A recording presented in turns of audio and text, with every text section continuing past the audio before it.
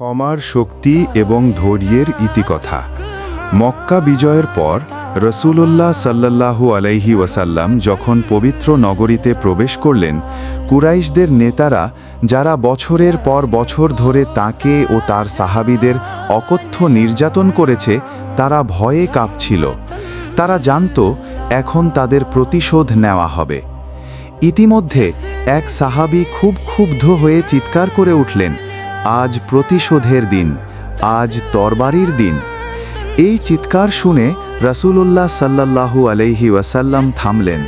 তিনি সেই সাহাবীকে ডেকে দৃঢ়ভাবে বললেন, না, আজ দয়া ও ক্ষমার দিন।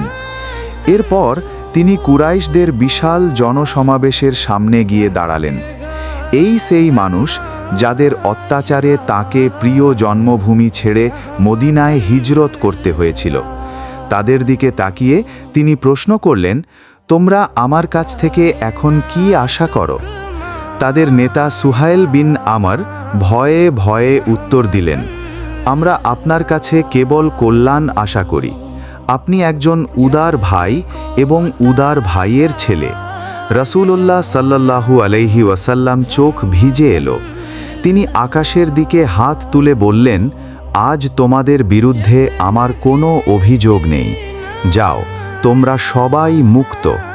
রাসূল সাল্লাল্লাহু আলাইহি ওয়াসাল্লাম তার সমস্ত শক্তিকে মুহূর্তের মধ্যে শক্তিশালী বার্তা দেয়।